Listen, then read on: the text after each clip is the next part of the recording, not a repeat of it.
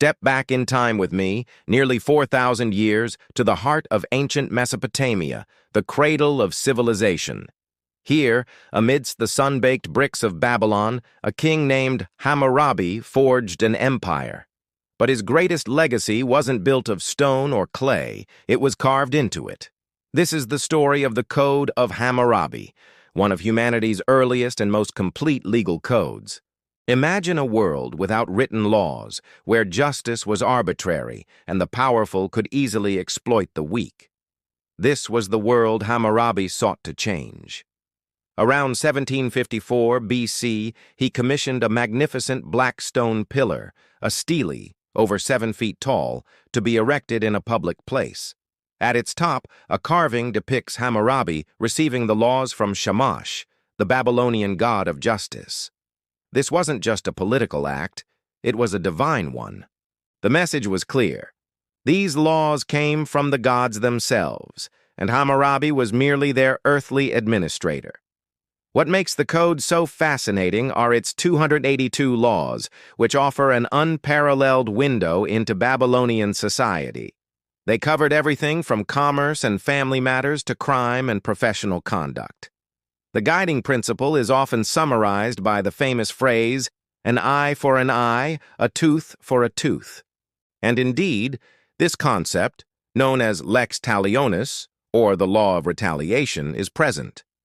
Law 196 states, "If a man put out the eye of another man, his eye shall be put out."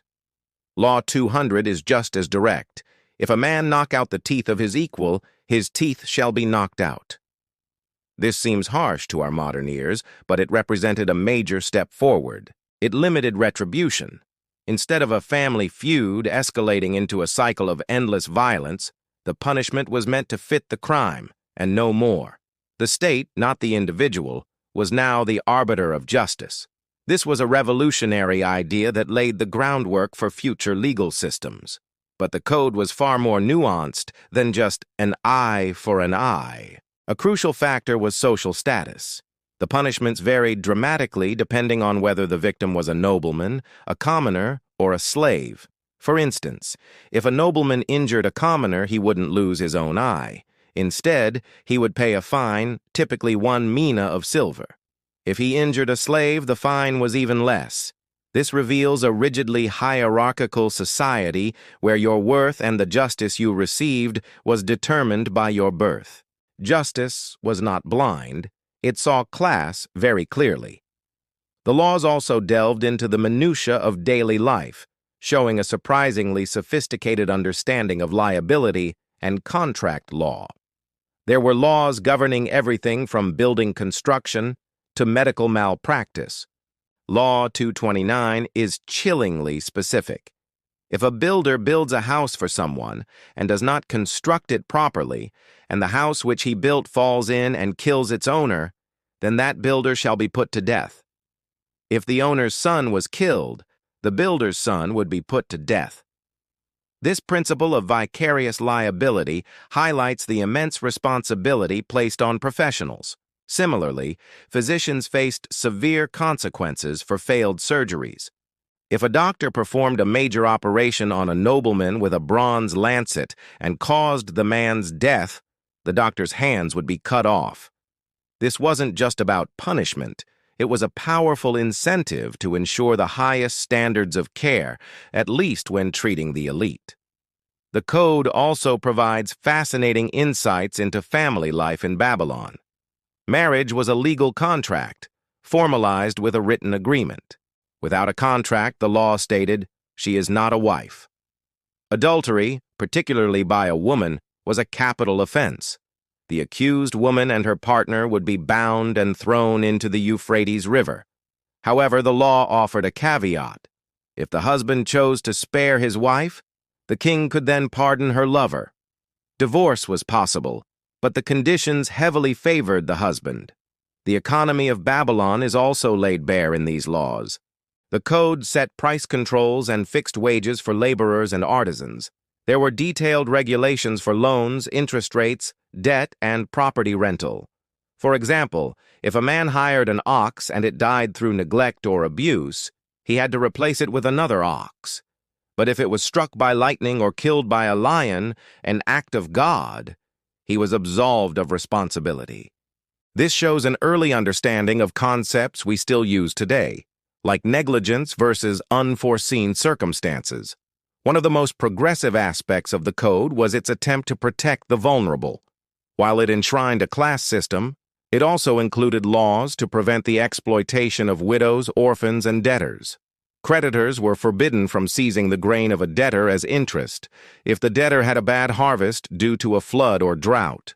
This was a form of debt relief, designed to maintain social stability and prevent farmers from falling into inescapable poverty. Hammurabi presented himself as a shepherd to his people, and these laws were meant to prove it. So, how was the Code of Hammurabi discovered? For millennia, it was lost to history. Babylon fell, and the great stele disappeared. Then, in 1901, a team of French archaeologists excavating the ancient city of Susa in modern-day Iran made an extraordinary discovery.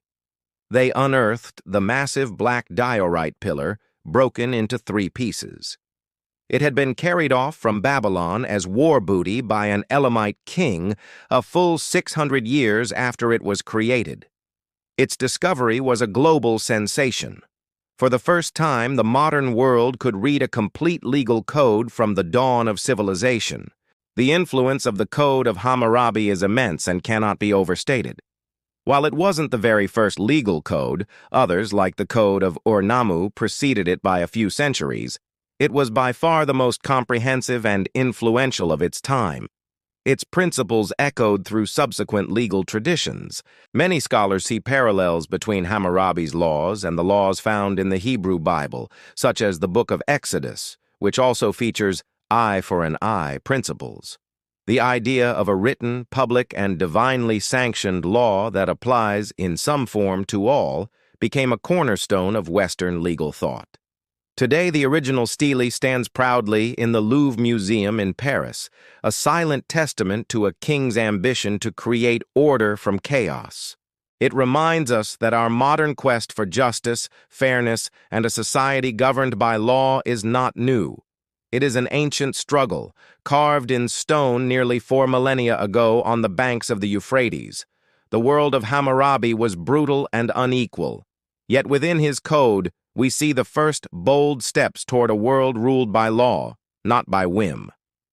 Thank you so much for joining me on this journey back to ancient Babylon.